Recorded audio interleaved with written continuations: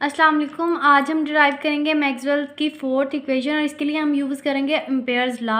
According to Ampere's law the surface integral of the magnetic field B along a close path due to the current is equal to the product of the permeability of free space and current enclose by the close surface.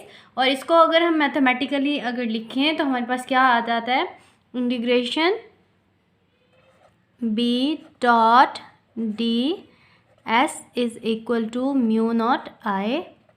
ठीक है, ये हमारे पास क्या है, equation number 1 है। और ये हमारे पास क्या है, इंटेग्रल फॉर्म है मैक्सवेल इक्वेशन की। और अब हमने क्या है, इसकी डिफरेंशियल फॉर्म जो है वो फाइंड आउट करनी है। ये हमारे पास क्या है, integral form of Maxwell's fourth equation. ठीक है, integral form of Maxwell's fourth equation.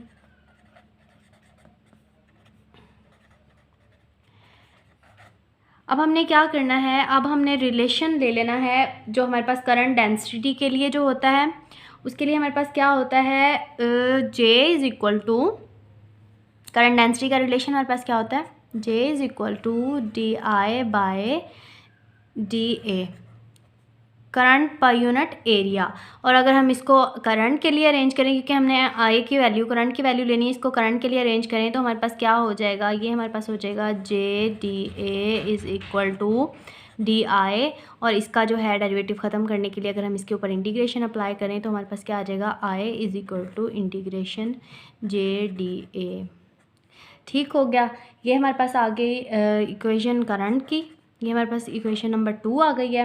अब हमने क्या करना है कि इसकी जगह पे आई की वैल्यू पुट कर देनी है, जो कि हमारे पास ये है इक्वेशन नंबर 1 में। इक्वेशन नंबर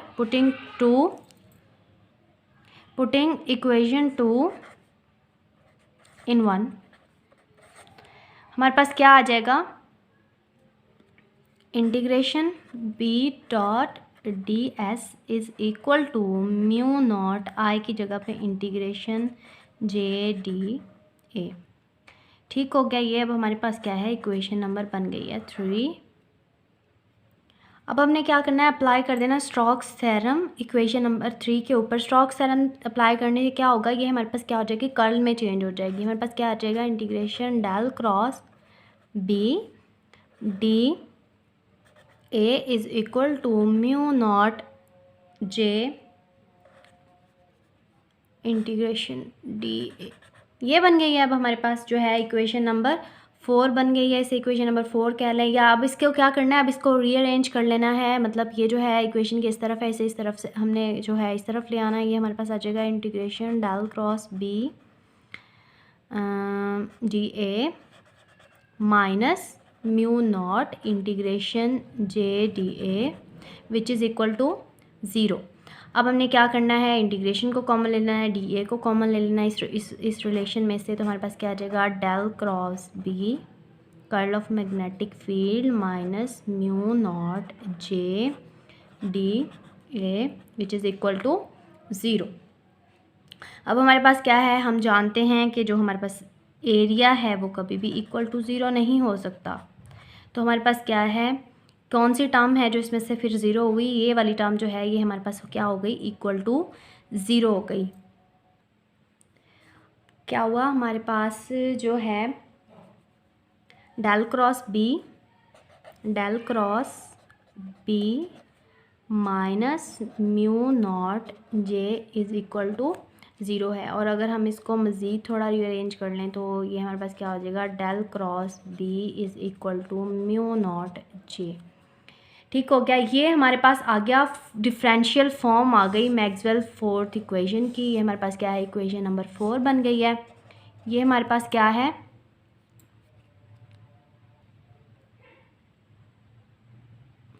ये हमारे पास फोर्थ इक्वेशन है। ये है डिफरेंशियल फॉर्म मैक्सवेल इक्वेशन की।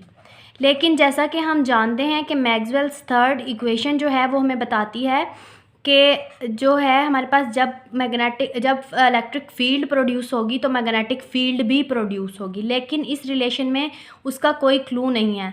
तो इसको जो था वो मैक्सवेल ने इस डेफिशिएंसी को जो था वो कवर किया था by using the relation for the current displacement. Current displacement जो होता है हमारे पास, उसका रिलेशन जो होता है वो हमारे पास होता है I is equal to epsilon naught D phi E divided by D T.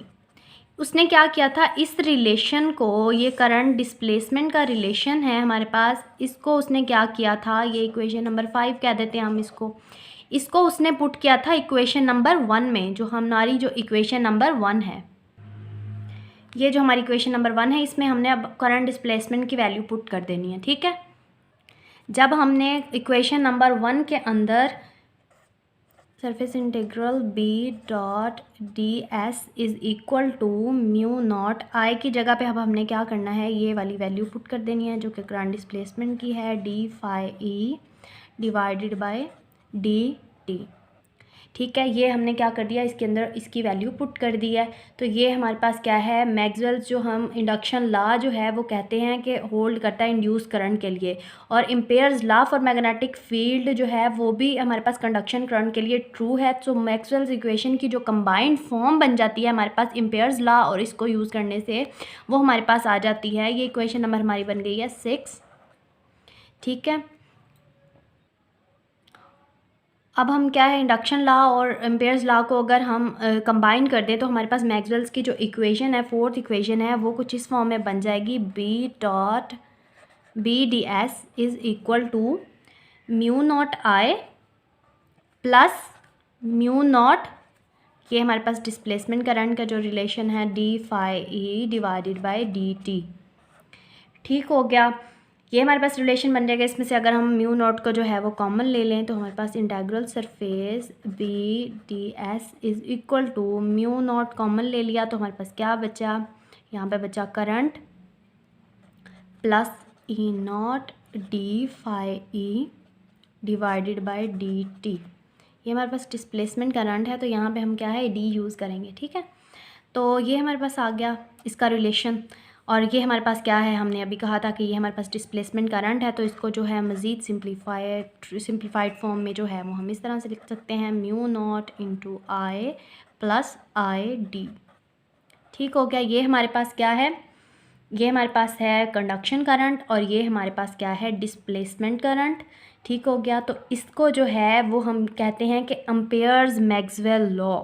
इस इक्वेशन को, ये मॉडिफाइड फॉर्म है मैक्सवेल्स 4th इक्वेशन की, और इसको मॉडिफाइड करने की ज़रूरत क्यों पड़ी थी, क्योंकि जिस तरह से कहा 3rd इक्वेशन से हमने देखा था, मैक्सवेल्स की 3rd इक्वेशन से, कि उसमें जो है चेंजिंग इलेक्ट्रिक फील्ड जो है वो मैग्नेटिक फील्ड भी प्रोड्यूस करा, लेकिन अगर इस तरह से है तो मैग्नेटिक फील्ड जो है वो चेंज होने से उसके अंदर इलेक्ट्रिक फील्ड भी प्रोड्यूस होना चाहिए, क्योंकि where there is electric field there is present magnetic field also.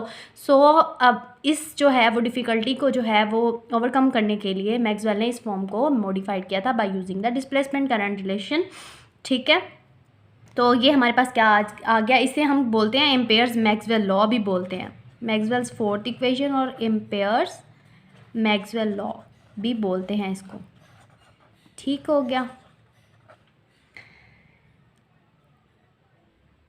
तो ये हमारे पास आ गई है एम्पेयर्स की जो है 4th इक्वेशन, क्योंकि जो डिस्प्लेसमेंट करंट है वो कॉन्टीन्यूटी ऑफ करंट को जो है वो बताता है हमें, तो हमने उसका रिलेशन यूज़ करते हुए जो है वो अपनी इस फॉर्म को मैक्सवेल ने जो था वो मॉडिफाई किया था। तो अब ये हमारे पास क्या है, मैक्सवेल की 4th इक्वेशन है। ठीक हो गया, बाकी की जो हैं वो भी मौजूद हैं, तो आप वो भी देख सकते हैं। ठीक है, और उनकी फ़िज़िकल सिग्निफिकेंसेस एंड वो सारा कुछ अवेलेबल है, 1st भी, 2nd भी, 3rd भी एंड, और ये हमारे पास क्या है, 4th है मैक्सवेल की। आई होप कि आपको समझ आई होगी। बाकी अगर कुछ कन्फ्यूजन है या कुछ क्वेश्चंस पूछने हैं तो आप कमेंट बॉक्स में जो है वो मेंशन कर सकते हैं। इंशाल्लाह मैं ट्राई करूँगी कि उनको जो है वो रिप्लाई कर दूँ। तो सब्सक्राइब करना नहीं भूलिएगा, दुआओं में याद रखिएगा। अल्लाह हाफ़िज़।